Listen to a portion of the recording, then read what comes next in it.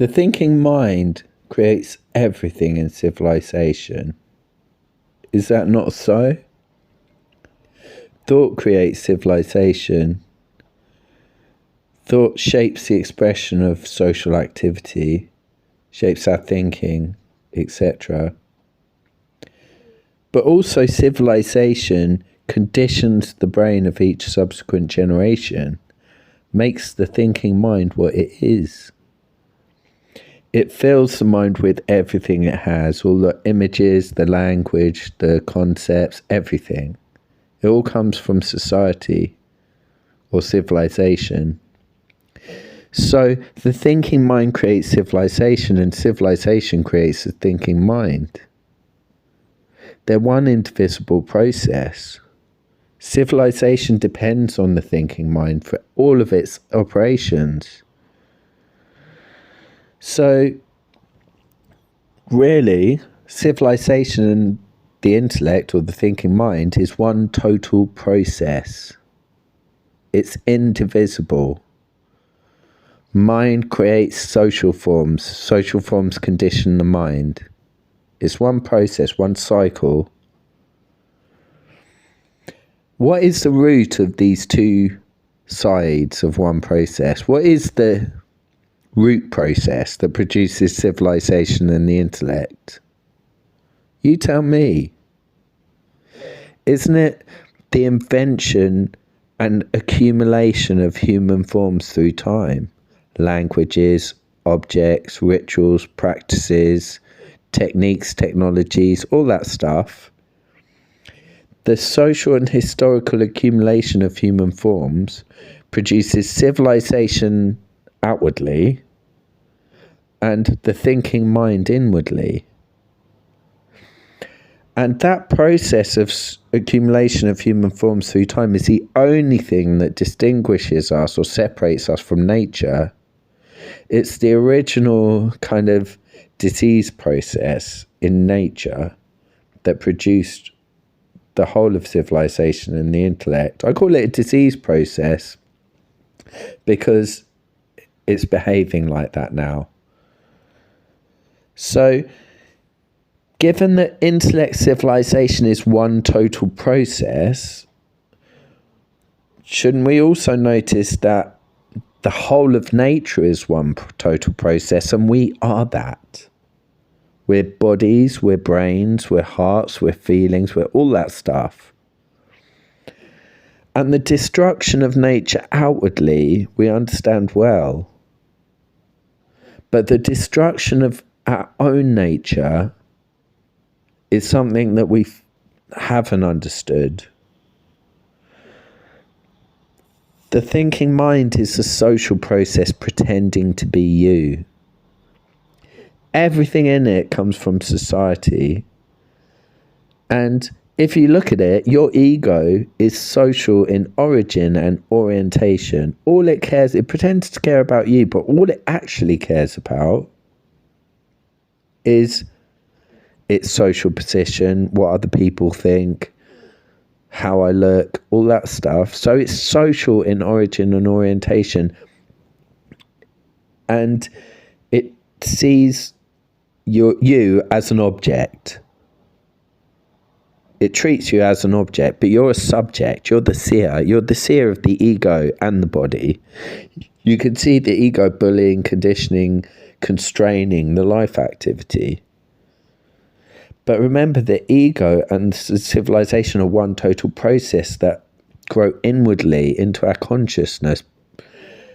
And the root of that is social conditioning. How does the conditioning of the brain destroy our natural selves? Well, let's notice, first of all, that civilization produces production line human beings. Think, there's thousands, hundreds of thousands of psychiatrists around the world. They're mass produced. The same with doctors, same with nurses. Not only are their social activities conditioned, constrained, decided by the social historical process, but their opinions, their beliefs, their attitudes as well are conditioned by the social process. The conditioning by the ego depends on the non-acceptance of who you are. It's built on judgments, external and internal. It says, you're not what you should be. But let's look at the natural fact. You are actually what you are. You can't be other than you are. You're the product of the whole universe. The whole universe made you what you are. Society and nature made you what you are. Your parents' upbringing made you what you are. You are what you are. But the ego says you should be other than you are. How does that start? It starts with the parental negation, the telling off, you shouldn't be what you are, you should be something other than you are. And that creates a divide between what actually is, which is what you are, and the thought that you should be other than you are. And that is really the root of the ego. And once you've got an agent in your head telling you should be other than you are, it's diminished your energy, it's diminished your life activity, it's a punishing, violent process that produces a socially conditioned human being that is fodder for the labour market, where good human beings have to prostitute themselves for money, for social status, for whatever. That's what's expected of them. We're born into a world where the whole world is divided up and chopped up and sold off to the rich before we were even born, and we never consented to our world being sold to others, owned by others. We go into education, learn what other people decide we should learn for interests that are foreign to our own. We have the freedom to buy whatever we want. Mass-produced items which really leave no room for our own creative freedom to make our own lives. You know, art mass-produced. We don't have to make it ourselves.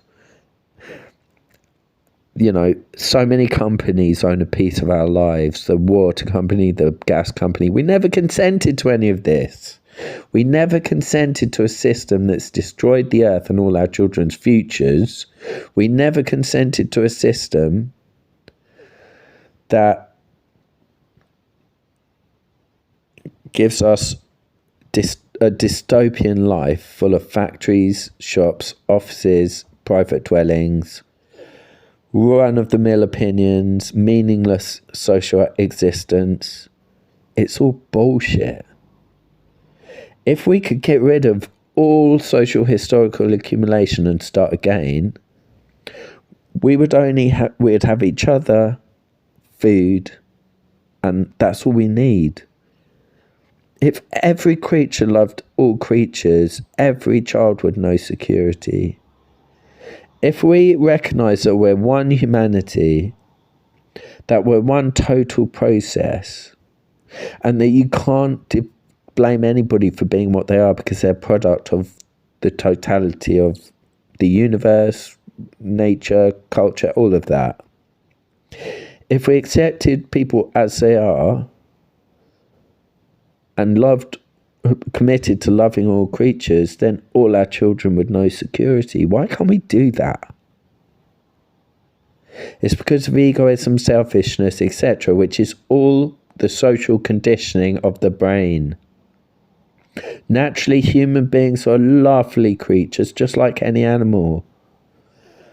It's hard to know what a natural human being is, but look at a child. They're so perfect in every way. They got humanity, they got attention, they got awareness, they got curiosity, they got bundles of love. They're perfect creatures. Why do we condition them? Why do we educate them? Why do we destroy them? Why do we commit the immense violence of turning them into socially conditioned puppets? It's an immeasurable violence to turn them into what we become. It has to stop. And because the intellect and civilization is one total process, it can only stop by being destroyed. And the destruction of civilization outwardly seems like a simple matter, but the destruction of the social conditioning of the brain is a much more complex affair, and it depends on awareness. That's all I'm going to say about that.